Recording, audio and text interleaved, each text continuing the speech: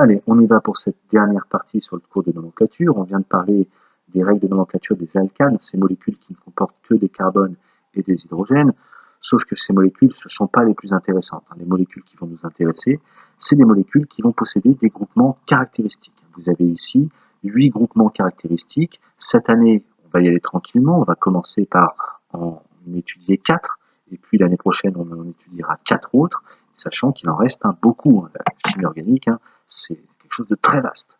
On va commencer par les 4 premiers. Donc l'alcool que vous connaissez déjà, vous avez déjà appris à repérer ce groupement-là, un groupement OH.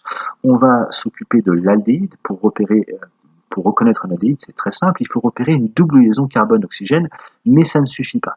Il faut que sur la position adjacente au carbone qui porte la double liaison carbone-oxygène, il faut absolument qu'on trouve un atome d'hydrogène.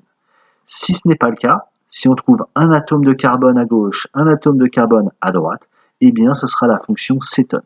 Ces deux fonctions, c'est vraiment des cousines. C'est un peu comme Madame Morio et Madame Gavard, c'est des cousines, mais attention, elles ont vraiment des réactivités différentes. C'est pour ça qu'elles n'ont pas le même nom. Et enfin, l'acide carboxylique. Pour le reconnaître, il faut repérer une double liaison carbone-oxygène, et sur le carbone porteur de la double liaison carbone-oxygène, on va avoir un groupe hydroxyle qui va se greffer, et ça nous donne un acide carboxylique.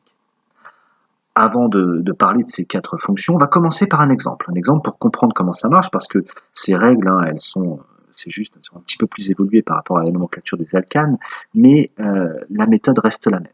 Tout d'abord, il faut repérer la chaîne carbonée prioritaire, et la chaîne carbonée prioritaire, qu'est-ce que c'est? C'est pas forcément la plus longue, c'est celle qui va contenir la fonction et la chaîne la plus longue qui contient notre fonction.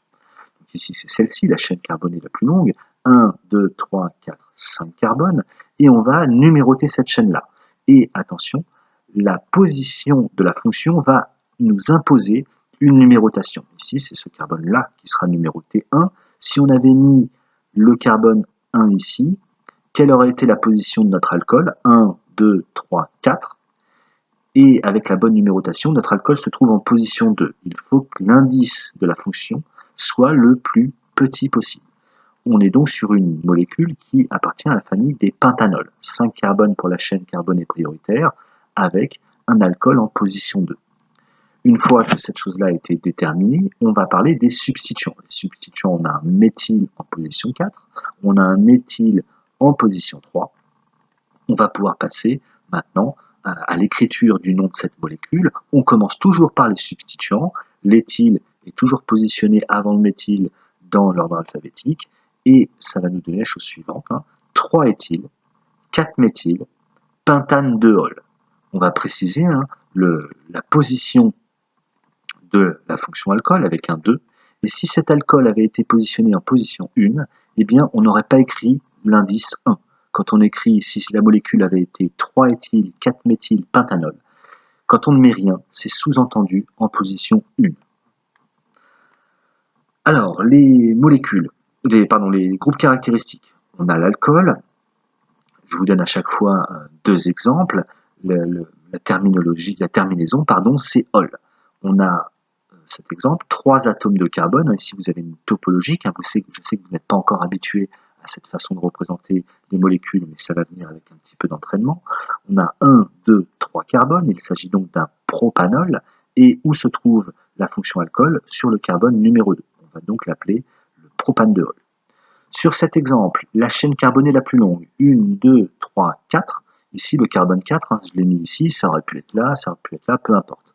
Donc c'est un butanol, et on a 2 groupements méthyl sur le carbone numéro 3, ce qui nous donne 3,3 diméthyl butane 1-ol. Et là, c'est une erreur d'écrire le 1. Normalement, le vrai nom, c'est 3,3 diméthyl butanol. J'avais oublié de rectifier cette petite erreur.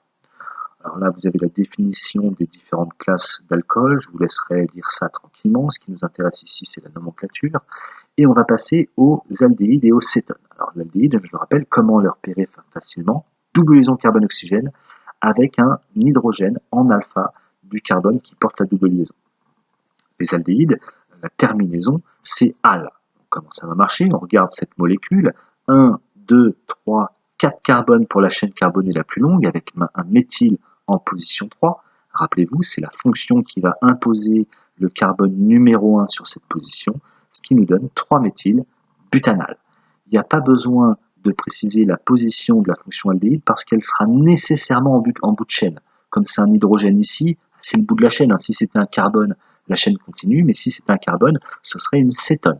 On va parler maintenant rapidement des cétones. Terminaison on, là c'est logique.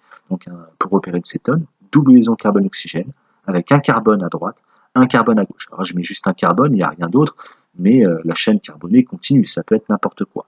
On regarde notre exemple ici, butanone, 1, 2, 3, 4 carbones, donc on est bien sur but quelque chose, et on ne précise pas la position de l'acétone, parce que concernant la butanone, c'est forcément en position 2. C'est-à-dire que ici, si je numérote le carbone 1 ici, 1, 2, 3, 4, eh bien la fonction cétone sera en position 3. Ce n'est pas la position la plus petite. Ici, la position la plus petite, c'est en position 2. Et ça ne peut pas non plus être en position 1, parce que si c'est en position 1, ce n'est plus une cétone, mais c'est un aldéhyde. Voilà. Vous allez relire calmement ces règles, et lorsque vous allez faire des exercices, tout ça va rentrer assez facilement. Vous allez voir que c'est pas bien compliqué. On va regarder la dernière fonction qui nous intéresse, la fonction acide carboxylique, pour la reconnaître, double liaison carbone-oxygène, avec un hydroxyle qui est branché sur ce carbone. Et comment on nomme les acides carboxyliques? Eh bien, on va écrire acide, quelque chose, OIC.